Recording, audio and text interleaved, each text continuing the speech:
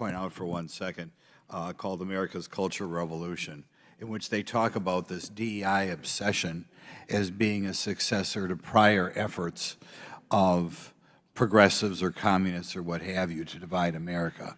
And they failed to divide America by income level, so they are intentionally trying to divide America by race. The reason I believe that this is true is if you look at this time in our history where people from all around the globe come and earn more than people of European descent. India, China, Cuba, Philippines, Iran, all these people come here, and within a generation they're out living people of European descent. We live at a time where single women under 30 out-earn single men under 30.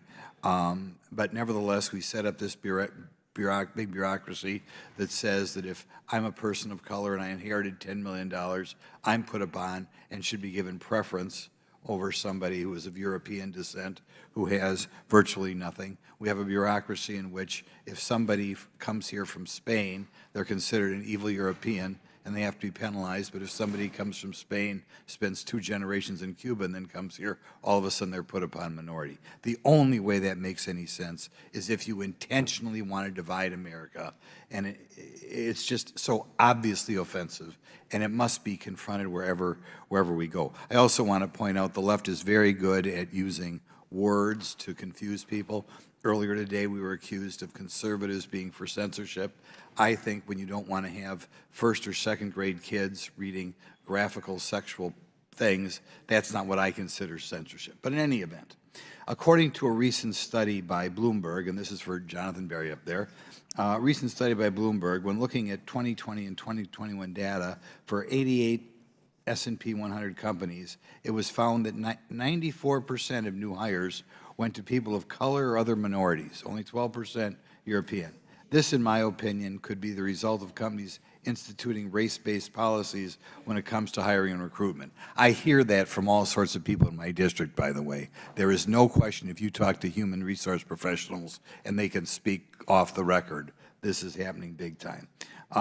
Mr. Berry, can you discuss how this data might support findings of illegal corporate race-based policies that violate the law? Congressman, in the ordinary course, if you presented in court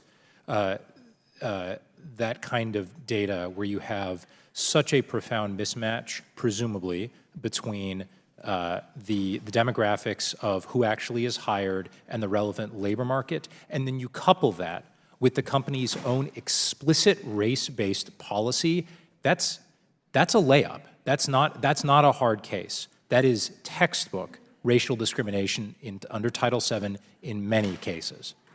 Okay, I'll give you another question along those lines. In President Biden's first year, approximately 3% of his judicial appointees were white heterosexual men. 3% in his first year in office. Could you comment on that? Would that be evidence of something going on here with the Biden administration? It's potentially. The standards that govern the president's appointments are, of course, different than private employment.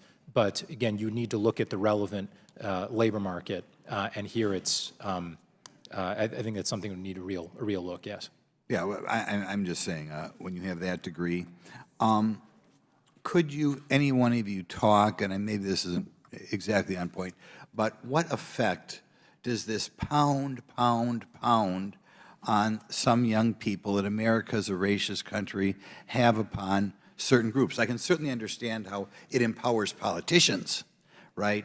But in the classroom, when you are again and again told that in essence you're going to have a harder time succeeding, obviously people come here from other countries, India, China, Philippines, Iran, they don't have a hard problem succeeding, but on some groups may be counterproductive and be the reason why certain ethnic groups aren't doing as well because they keep being told that they shouldn't?